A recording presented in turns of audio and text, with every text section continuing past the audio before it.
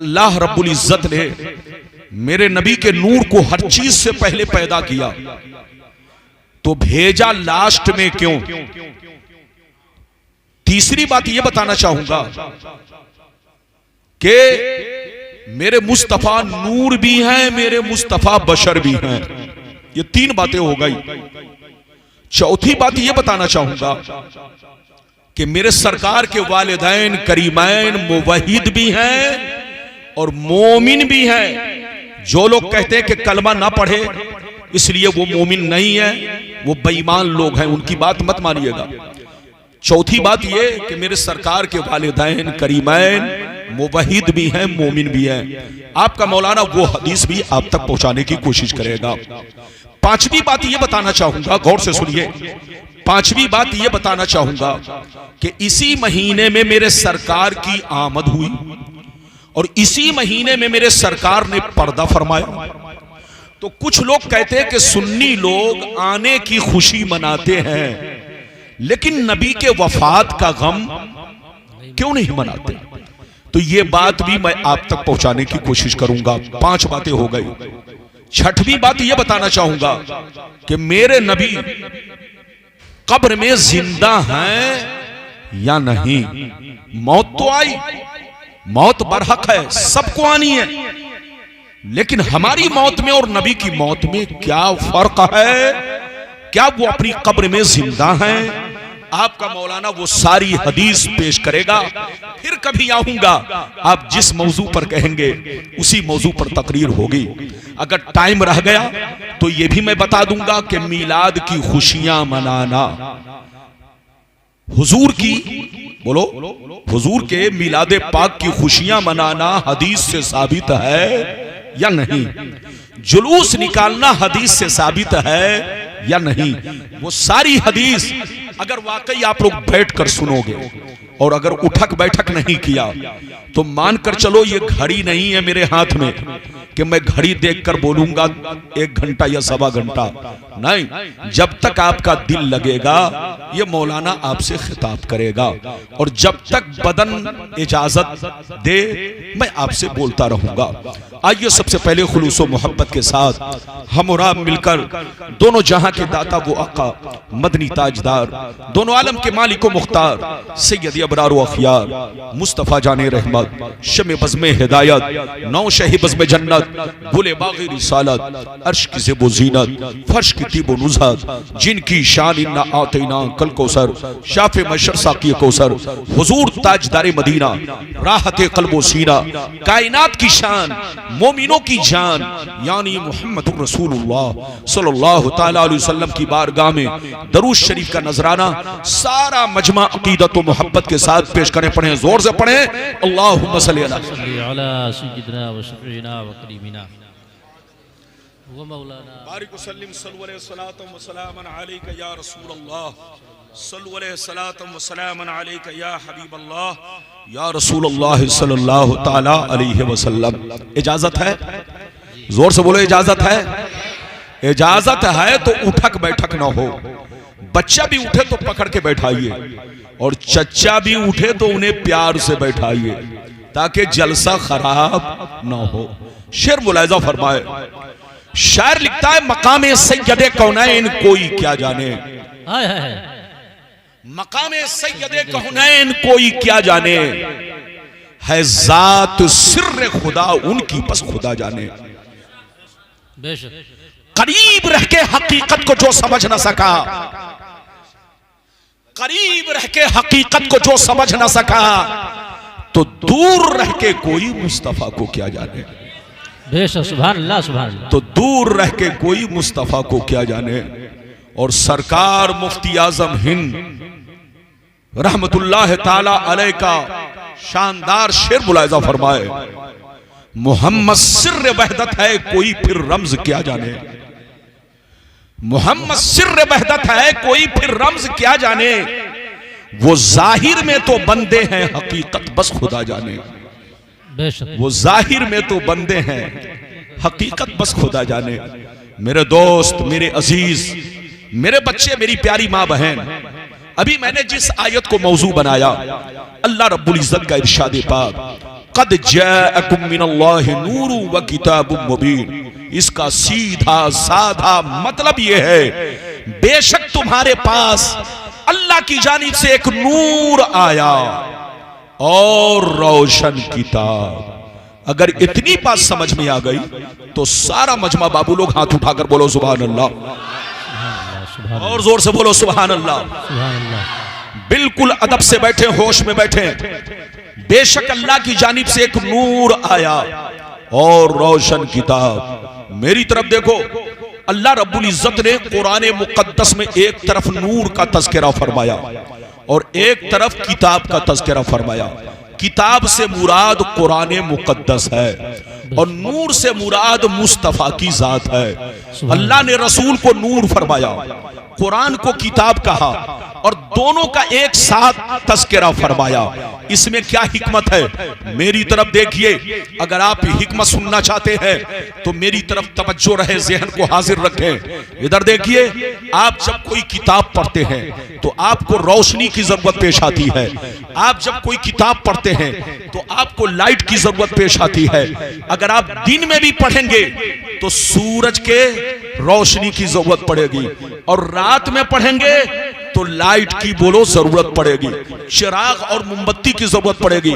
आपकी आंखों में बहुत रोशनी है मगर किताब को आप अंधेरे में नहीं समझ सकते। तो गोया किताब को समझने के लिए रोशनी की जरूरत है, लाइट की जरूरत है, चिराग और मोमबत्ती की जरूरत है, तभी जाकर आप किताब को समझेंगे।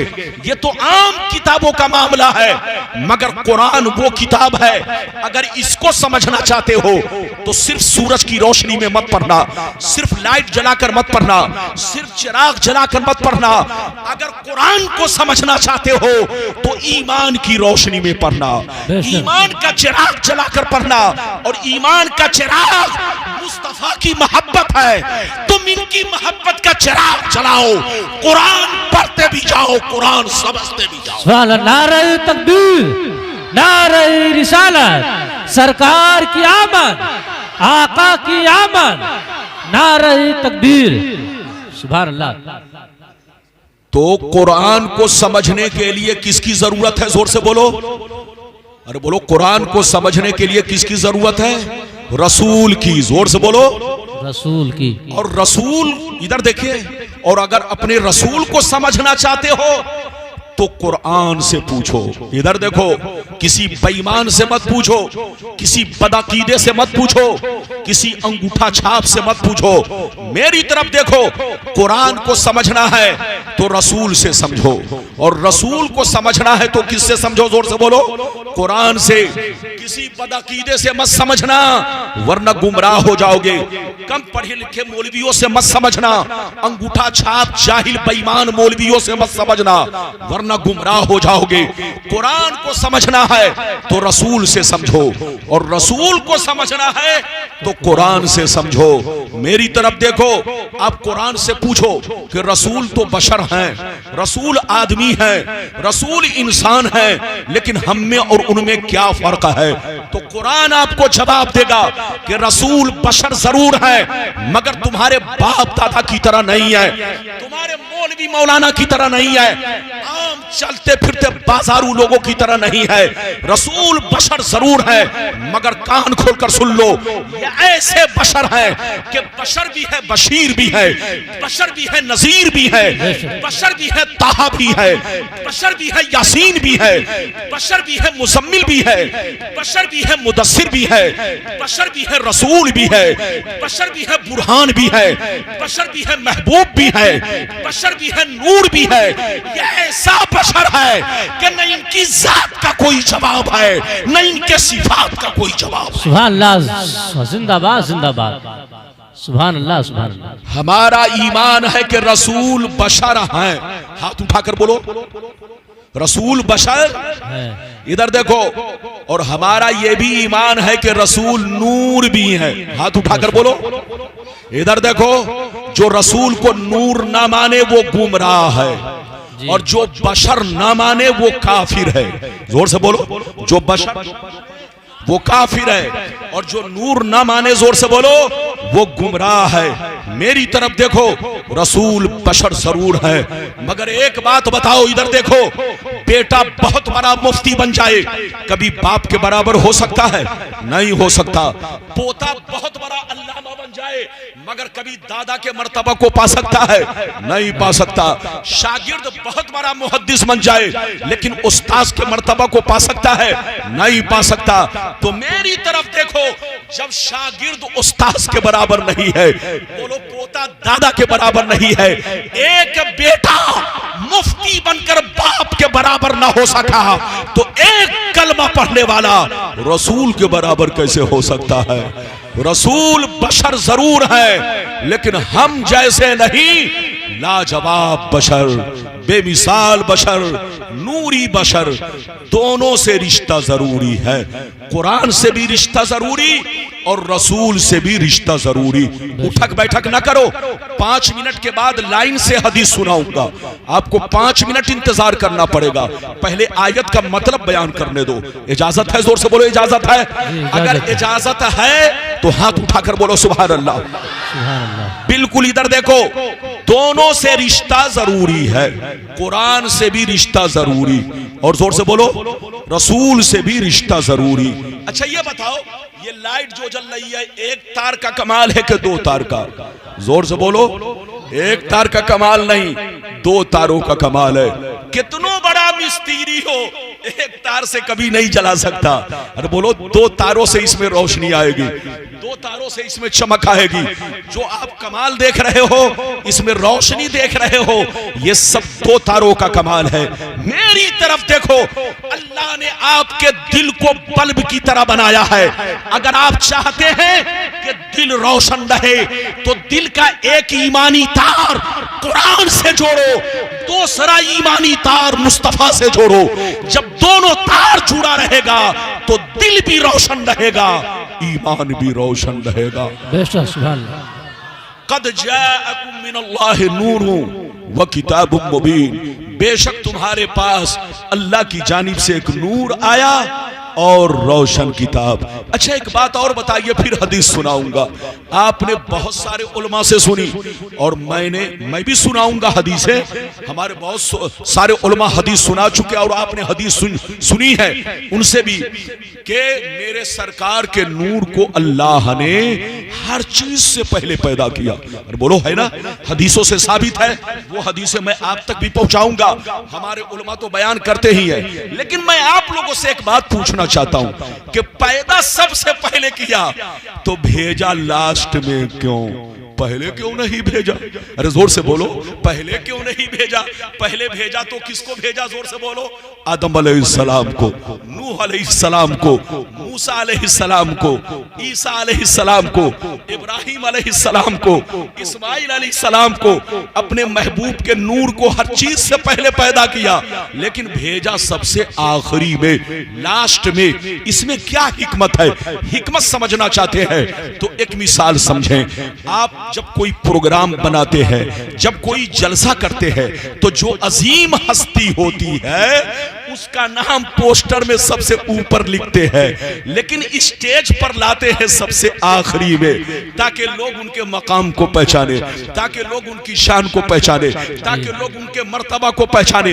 दावत दिया तो सबसे पहले, तारीख लिया तो सबसे पहले, पोस्टर में नाम दिया तो सबसे पहले, माइक में ऐलान करवाया तो सबसे पहले, लेकिन स्टेज पर लाया सबसे बाद में, ताकि लोग मकाम को पहचाने, ताकि लोग उनकी शान व अजमत को पहचाने, ताकि लोग उनके मर्तबा को पहचाने।